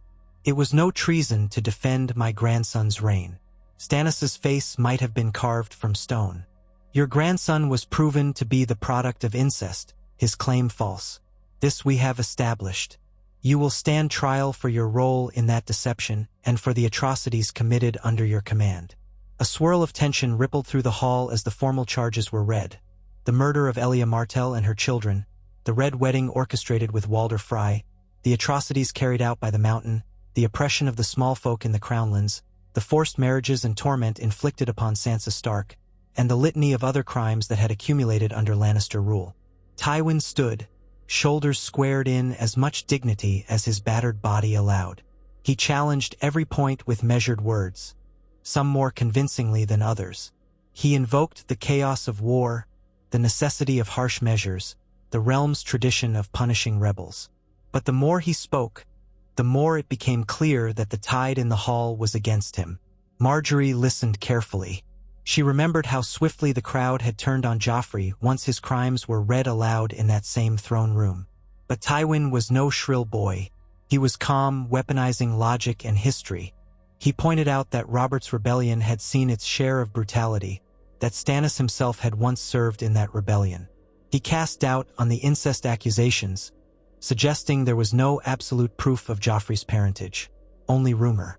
He insisted that the Tyrells had turned traitor simply because they saw an advantage, not because Joffrey was truly a monster.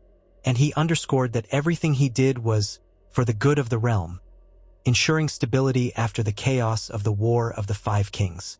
Through it all, Stannis listened without expression, occasionally glancing at Melisandre or Davos. Witnesses were called. Lords who had lived under the Lannister yoke, knights who had seen the mountain's atrocities, a handful of survivors from the sack of King's Landing decades ago.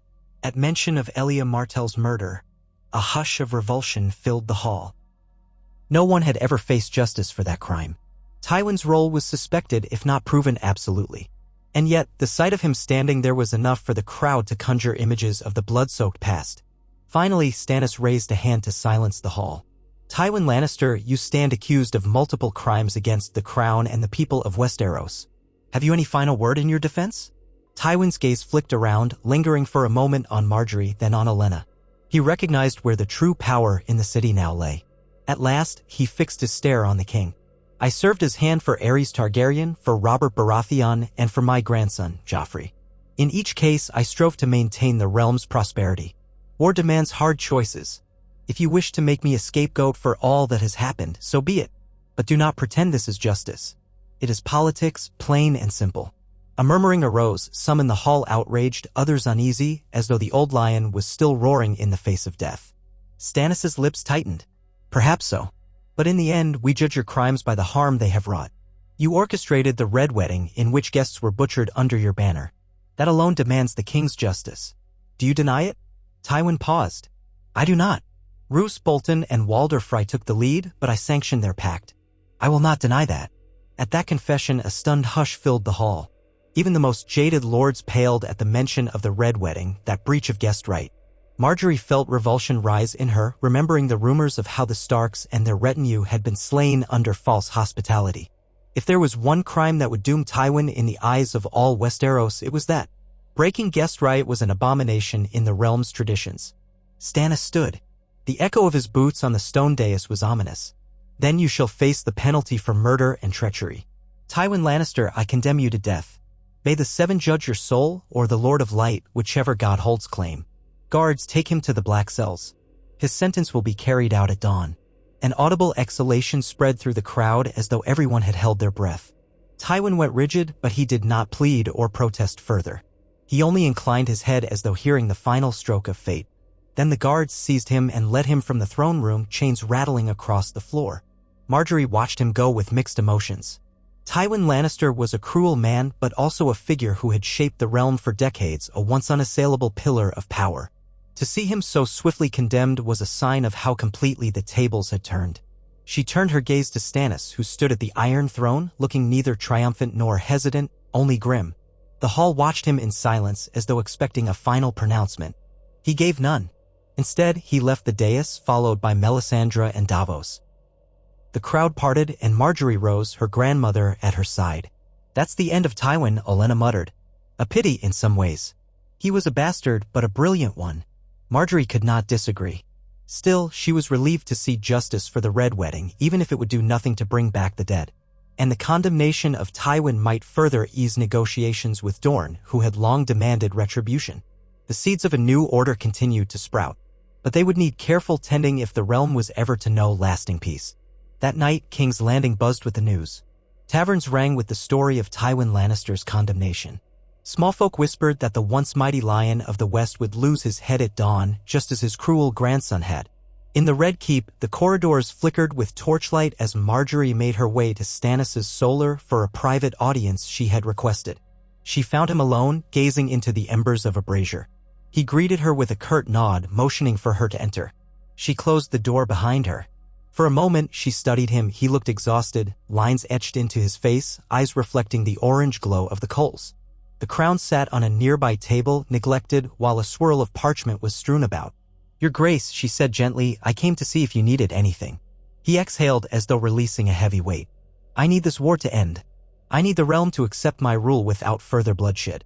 The condemnation of Tywin was necessary, but it does not bring me satisfaction." She stepped closer, drawn by a flicker of sympathy. "Justice can be harsh. He gave you no choice. The Red Wedding alone was a crime against every tradition of Westeros." Stannis nodded. "So it was. And tomorrow I shall see the sentence carried out myself. It is my duty. Yet all I can think about is how many men died in this war. How many more must perish before we see peace?" Margaery hesitated, then placed a hand on his arm. A bold gesture, but she wished him to feel some measure of support. "Peace is within reach, Your Grace. The people can be led. We only need to show them that this new age will not replicate the horrors of the last." He turned his gaze to her, the flicker of the brazier dancing in his eyes. "You speak well, my lady. Each day you steady the city's heart. You do more to hold it together than I could with all my soldiers." She felt a flush of warmth at the acknowledgement. "That's kind of you to say. I only do what I must." He looked away, as though uncertain how to handle a more personal conversation. "You mentioned the wedding. I've been thinking on it. Once Tywin is executed, the Westerlands may erupt in anger. We'll need to send a firm but fair representative to secure Casterly Rock. The new order must be hammered out quickly if we're to avoid further fracturing. But after that is done, yes, we should see the wedding concluded." Margaery bowed her head in understanding. "I'm prepared whenever you deem the time right." He rubbed a hand across his forehead. "I never thought I'd be in this position, to wed a second time." Celis was devoted in her way, but the realm demands new alliances. "I only hope you do not resent me for that." She remembered that this marriage was, at its core, an arrangement of power. But she also recognized the burden it placed on him, who had once been so unyielding in his sense of duty. "I do not resent you, Your Grace. We each have our duties. Let us fulfill them for the good of the realm. And perhaps, in time, we might find a measure of accord beyond mere obligation." He gave a small, almost imperceptible nod. "Yes, perhaps we will." A companionable silence settled, broken only by the crackle of the coals. After a moment, Margaery took her leave, sensing that he needed solitude. As she descended the stairs, she caught a glimpse of Melisandre standing at the far end of the corridor, watching her with an unreadable expression.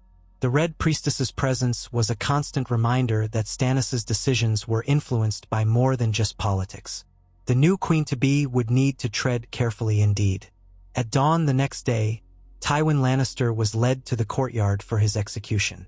The sky was gray, a cool wind ruffling banners. A crowd of onlookers, mostly knights and lords, assembled to bear witness. The small folk were largely kept at a distance, though a few peered through cracks in the walls.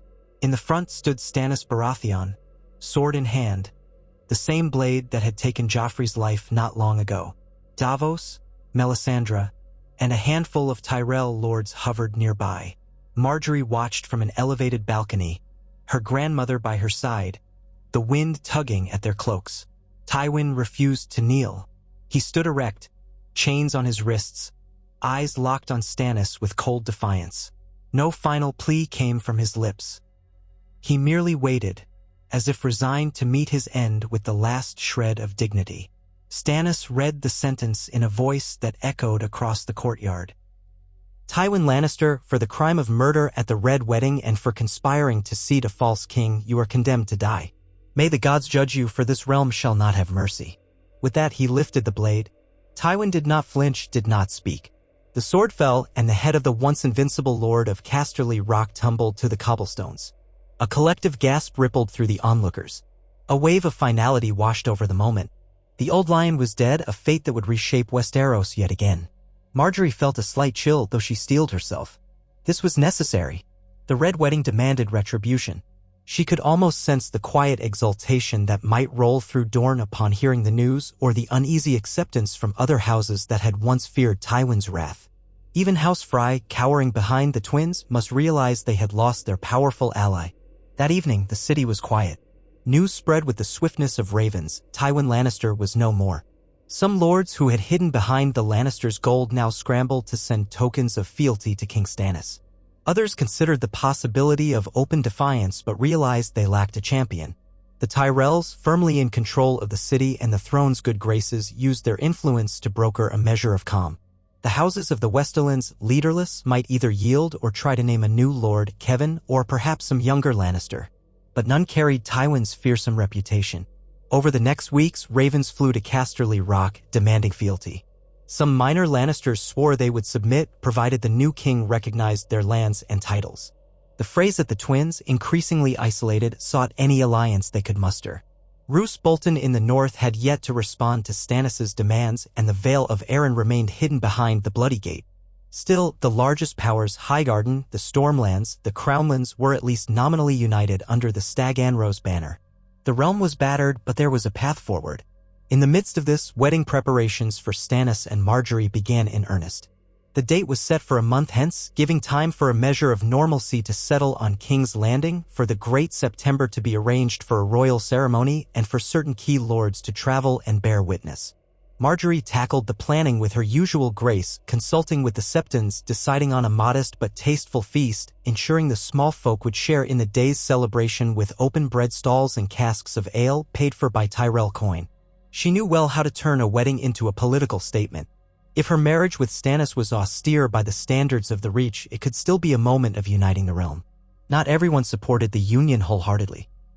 Whispers reached Margaery of devout Lawler followers who believed Stannis should wed Melisandre in some shadowy ceremony, or that the union with a daughter of the Reach was an unnecessary relic of the old ways. But Stannis himself silenced such rumors, affirming that Margaery Tyrell would be his queen by law and custom. Melisandre, if she felt any disappointment, gave no sign. She continued to burn her flames at night, presumably searching for portents of the future. When the day of the wedding finally dawned, King's Landing was awash in a pale morning light. Banners fluttered from the walls, the Stag of Baratheon, the Golden Rose of Tyrell, and smaller icons for each allied house. At the Great September of Baelor, the steps were scrubbed clean, and inside, rows of pews were arranged for lords, ladies, and knights. The small folk gathered outside, eager for a glimpse of the new queen, hoping for a momentary escape from the grim realities of war. Margaery, dressed in a gown of ivory satin, simpler than the flamboyant dresses she had worn in Highgarden, but elegant all the same. A half-cloak of emerald silk trailed from her shoulders, fastened by a golden rose pin.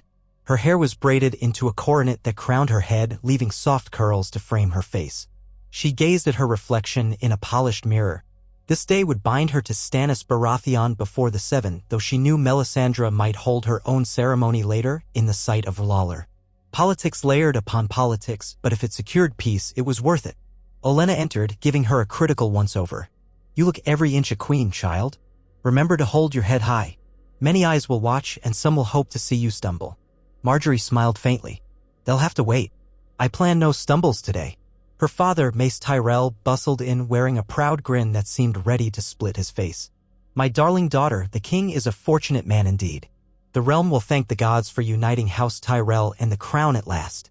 She endured his flattery for a few moments before he led her to the litter that would carry her through the streets to the September cheers greeted her as she emerged from the Red Keep, though it was subdued compared to the rowdy celebrations of old King Robert's day. War and uncertainty weighed on everyone's spirits. Still, Margaery waved with gentle poise, a smile on her lips, wanting the small folk to see that there was hope. At the Great September, the doors stood open, candlelight flickering within. A hush fell as she stepped inside, her retinue trailing behind. The assembled lords and ladies turned to watch her approach the altar where Stannis waited in his black and gold attire, a cloak of midnight pinned by a golden stag. He stood stiffly, but when his eyes met hers, there was a flicker of warmth or perhaps gratitude. Melisandre stood off to one side, silent as a statue, her red robes a stark contrast against the pale marble. Davos hovered near the front row, hands clasped, a tight but encouraging smile on his face. A Septon waited to officiate the ceremony. Margaery walked the aisle with her father at her side, conscious of every step. When she reached Stannis, Mace Tyrell placed her hand in the king's.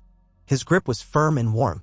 The Septon began the rites, invoking the father, the mother, the warrior, the maiden, the smith, the crone, and the stranger to witness the union.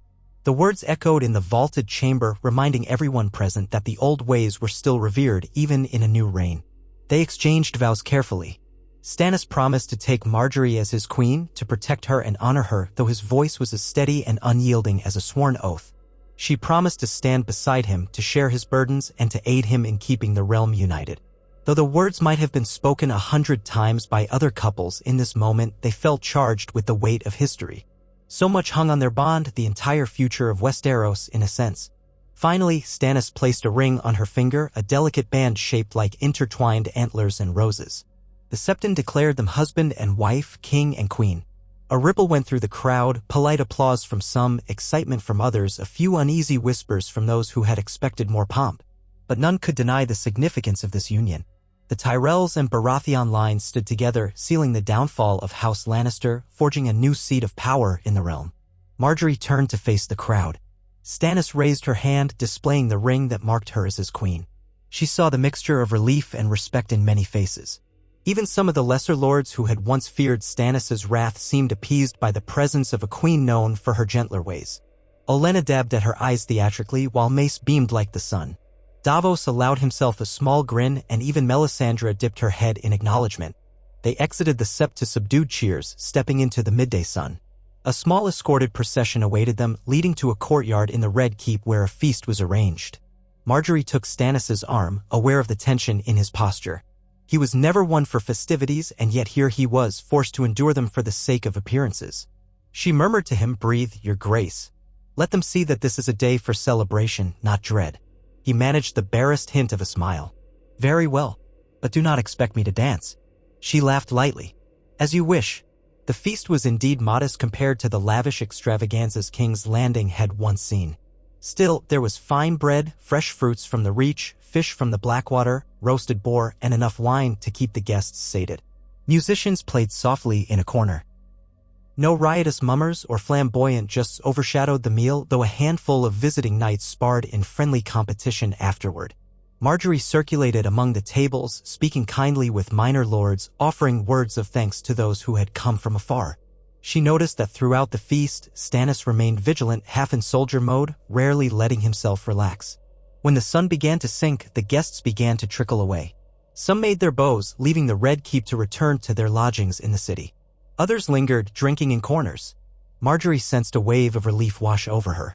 The formalities of the day had passed without mishap, no scandal, no chaos, no overshadowing drama. She was a queen, and the realm had accepted it. The real work would continue on the morrow, of course, as they all strove to repair the kingdom's fractures. But for tonight, there was a moment's peace. As twilight deepened, she found herself escorted to the royal chambers. She was aware of the watchful eyes, the quiet speculation. Her wedding night with Stannis Baratheon. A generation older, a man shaped by war and duty, now bound to a woman who had once almost become a monster's bride. She wondered if the realm expected a grand consummation or merely a symbol of union. Regardless, she steeled herself with composure. She had endured the worst King's Landing could offer under Joffrey's tyranny. This night would be far gentler, she hoped. She entered the king's bedchamber, which had been refitted with a new bed and fresh linens. The lingering Lannister decorations were stripped away. Stannis stood by the window, looking out over the dark city. She closed the door softly behind her, the hush of the room pressing in. A single candelabra lit the space, casting flickering shapes on the walls. He glanced at her, uncertain, perhaps. This was not the field of battle where he felt at home. It was not the war council or the seat of justice. It was a place of intimacy, and for Stannis, intimacy was the hardest arena to navigate. She approached, letting the candlelight catch in her eyes, a hint of a reassuring smile on her lips. "Your Grace," she murmured, using the title less out of formality than out of habit. "Shall we dispense with ceremony for tonight?" He looked at her for a long moment, as though gauging her sincerity. Then he exhaled and inclined his head. "Yes, I believe so." She stepped closer, slipping off the light slippers she wore, letting her cloak fall to a nearby chair. "We each have our duties to the realm, but we can at least be courteous to one another. I promise I will not hinder your work. Only I would like to share in it whenever possible to help bear the burden." His expression softened a fraction. "A queen's counsel is needed. I'm not a man for idle indulgences, but I see the good you bring." Her hand brushed his shoulder, feeling the tension there. "Then let us forge something better than war." He nodded, silent, but there was a subtle shift in his stance, an acceptance of her nearness. Whatever happened between them, it would not be fiery passion or the playful romance of a younger couple, but perhaps a mutual respect that might yet blossom into a form of closeness. For now, it was enough. Outside, the city lights glowed along the horizon and the hum of the Red Keep fell into hush. The new king and queen began their alliance in earnest, side by side. Margaery Tyrell closed her eyes, letting the day's exhaustion settle. She thought of her brother in the north, of the uncertain rumors from beyond the wall, of Dorne's demands for justice, and of the countless tasks awaiting them in the morning. But for tonight, she rested in the knowledge that her bold choice, a refusal at sore point, a vow that changed the fate of Westeros, had led her here. The future was still unwritten, fraught with danger. Yet there was hope. And hope in the battered Seven Kingdoms was a rare and precious thing.